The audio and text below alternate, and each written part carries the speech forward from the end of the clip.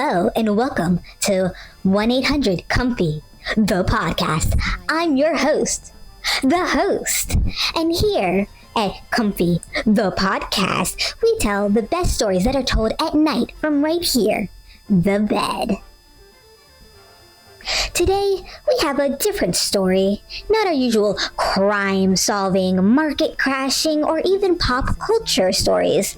All good stories to fall asleep to. No, today we dive into a small story from a small university in not important United States. Today, here with us is student number 15. Welcome to the podcast. Hi, thank you for having me. My name is student number 15. I'm so excited to be here. Yes. Everybody's always excited to be here. Sit down and get comfy because I have some questions for you. And you better have some answers. Oh, yeah. Stay tuned, where we will ask student number 15 questions about her prestigious class in not important US. Now, a message from our sponsors. Are you like this man? Rolling over,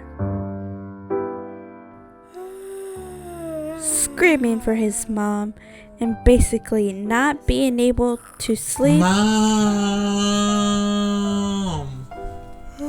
Try Sleepy Tea.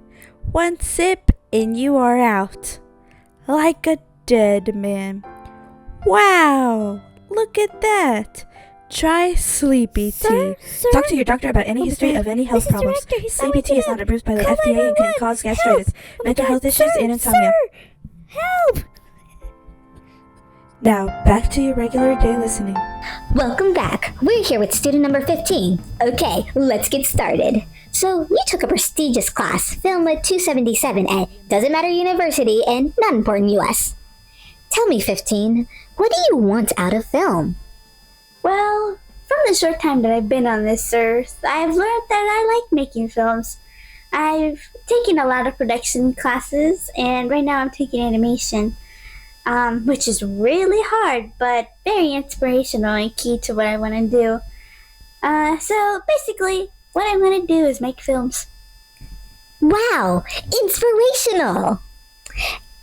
Okay, next question.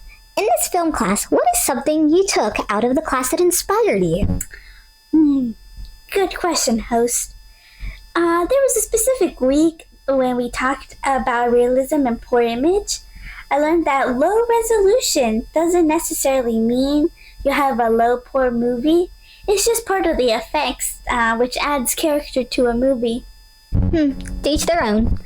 Okay, now tell me, what was a moment in class you had a light bulb moment? I've had a couple of light bulb moments in class. One that comes to mind is the week that we focused on psychoanalytic in cinema. It was a topic that was very different but eye-opening.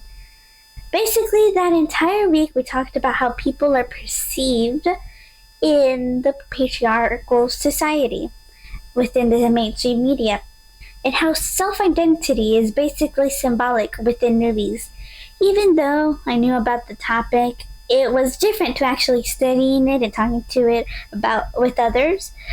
My conclusion to that week was that even as a director, when you have a purpose in mind and a specific reason why you're making the film, everything is symbolic, and not everyone takes out the movie like it's intended due to the acting, the actor, the mise-en-scène, the script, because everything's interpreted differently, even if the movie's just intended for pleasure or analytical purposes.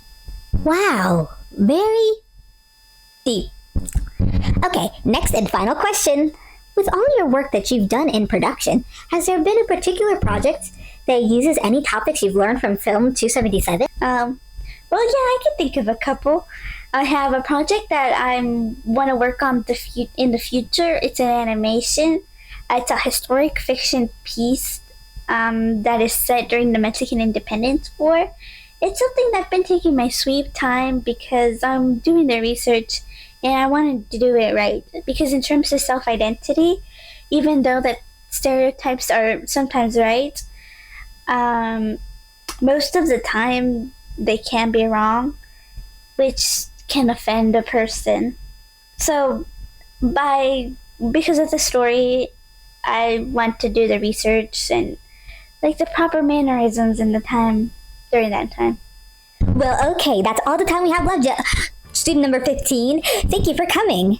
Now, get out, because I'm going to sleep. Thank you for listening, and stay tuned for next episode and next Saturday, where Robert Irving will come and teach us how he talks to crocodiles.